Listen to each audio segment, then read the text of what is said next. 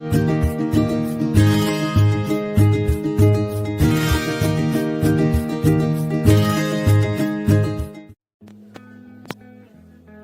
morning children, welcome back to social class. Today we are going to see the lesson Gupta and the Vardhan dynasties. The monarchs of India, as we saw in the previous lesson, have had strong governments. They also supported and helped in the growth of architecture, art and literature in India.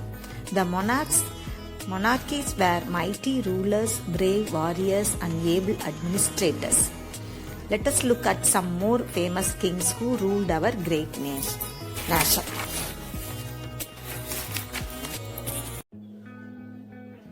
In this lesson, you can gain the knowledge of the Gupta dynasty and the famous emperor of the dynasty, Vardhan dynasty. Now come to the Gupta dynasty. Mauryan Empire ended in 185 BCE. Many small kingdoms arose throughout India. During this time, a strong dynasty rose in Magadha called the Gupta dynasty. This dynasty was founded by Sri Gupta. Sri Gupta was the founder of Gupta dynasty.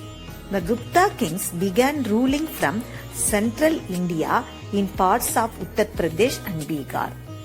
The great mathematician and astronomer Aryabhatta belonged to this dynasty. Many scholars and great thinkers also belonged to the Gupta period. The Gupta period came to be known as the Golden Age of India because of the growth of art, architecture, literature, medicine, astronomy, mathematics and science. Now come to learn about the Chandragupta II. Chandragupta II was the son of Samudragupta and the grandson of Chandragupta I. He was the most important ruler in the Gupta dynasty. He was also called Vikramaditya. He was known as Vikramaditya. Vikramaditya means equal to the sun god in value and strength. The country was prosperous and peaceful during Vikramaditya's period.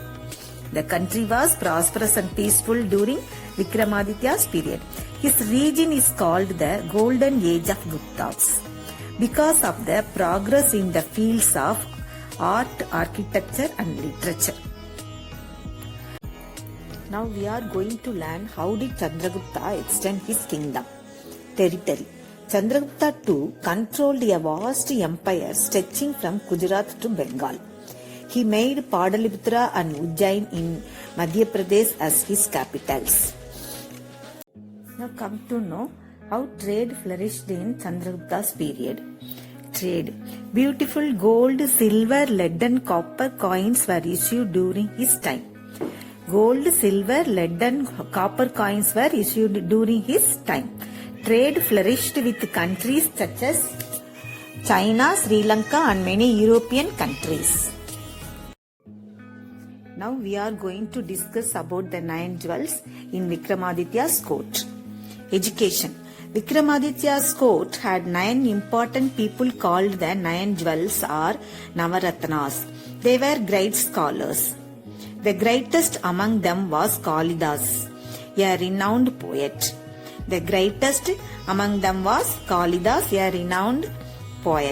Ujjain was an important learning center. The universities of Nalanda and Dakshila became famous during his reign.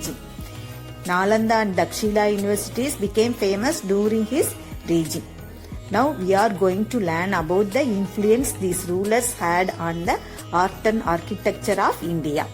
Art and architecture. The famous iron pillar near Qutub Minar in Delhi was built in memory of Chandragupta II. It has not rusted till date. The Guptas were Hindu kings, but they also supported Buddhist and Jain cultures. The Ajanta and Ellora caves have beautiful cave paintings and sculptures made during this period, portraying the life of Buddha. Now come to learn about literature. Literature helps to know about a country or kingdom's achievements. The poet Kalidas wrote about Chandragupta's conquest over 21 kingdoms both in and outside India. He also wrote Saguntalam. Fagian, a Chinese pilgrim, visited India and mentioned the achievements of Vikramaditya in his books. He wrote how happy the people were under his rule. Now come to Vardhan dynasty. The fall of the Gupta Empire led to the rise of many small independent kingdoms in North India. One of the independent kingdoms was the Vardhan dynasty. Prabhagara Vartana founded this dynasty. Taneshwar in North Delhi was its capital. Come to Harshavartana. Emperor Harshavartana was the son of Vartana. He was a kind and honest ruler. There was peace in the kingdom during his rule. He ruled his kingdom for 40 years.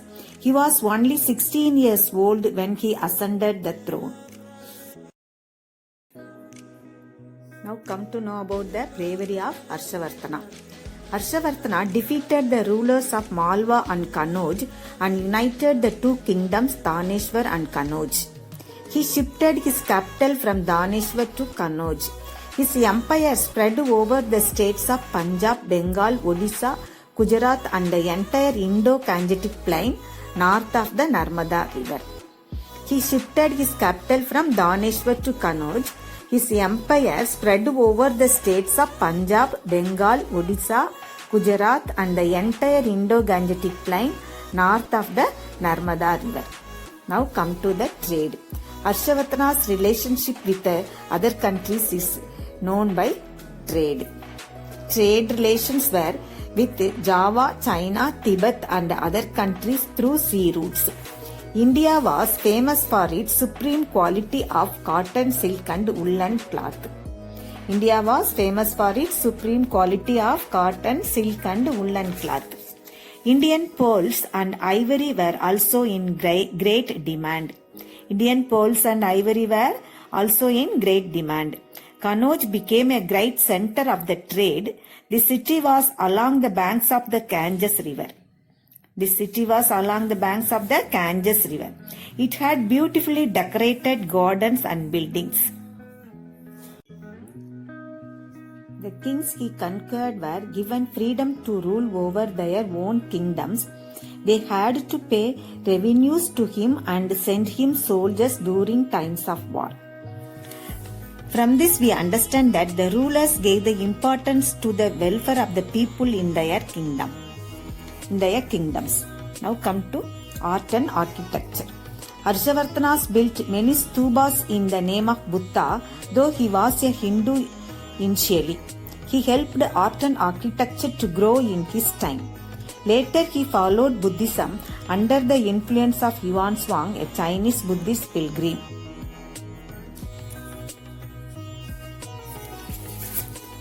Now come to charity. This charity shows that how kindness and compassion go on a long way in lighting up a person's life. Harshavartana supported the Nalanda University through funds. He built hospitals, roads as well as shelters for travelers to rest. Needy people were given nutritious food and medical care.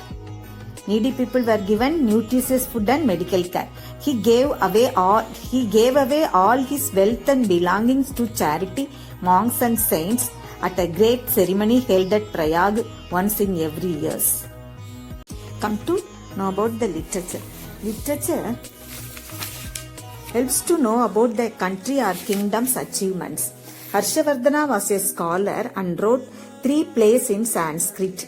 Harshavardhana's reign was recorded by Bana, his court poet, in the book Harsha Sarita, meaning deeds of Harsha.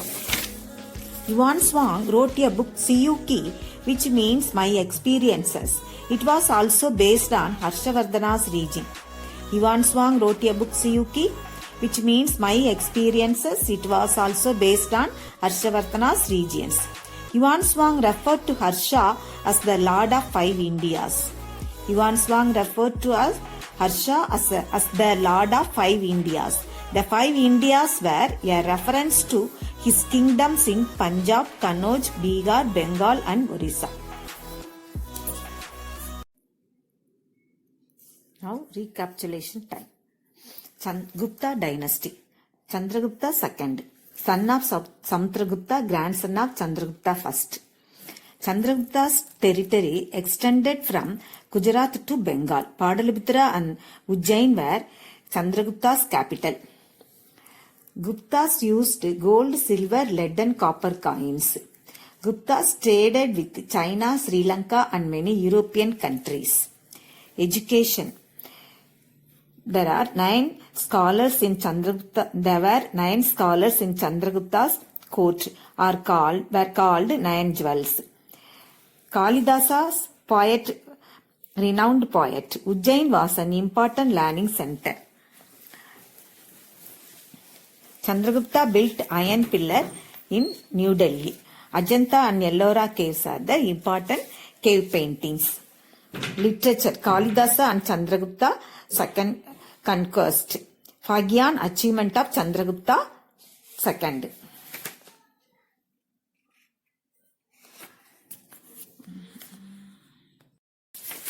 Next come to the Harshavartana. Harshavartana, son of Vardhana. His territory, he defeated rulers of Malwa and Kanauj and he unified Daneshwar and Kanauj. He shifted his capital Daneshwar to Kanauj. Punjab, Bengal, Odisha, Gujarat and the entire Indo-Gangetic plain and the north of Narmada River. He extended his empire. Trade. India was the famous for its supreme quality of cotton, silk and woolen cloth. He gave the freedom to the king he conquered and he asked to pay revenues to him and send him soldiers during times of war. Harshavartana built many stupas in the name of Buddha. Harshavartana supported the Nalanda University through funds. He gave up all his wealth and belonged to charity, monks and saints at a great ceremony held at Prayag. Harshavartana was a scholar and wrote 3 plays in Sanskrit. Vana, his court poet, in his book Harsasarita, recorded about Harsasarita meaning deeds of Harsha. Yuan Swang wrote a book Siyuki, which means my experiences. It was also based on Harshavartana's regions. Thank you, children. Have a nice day.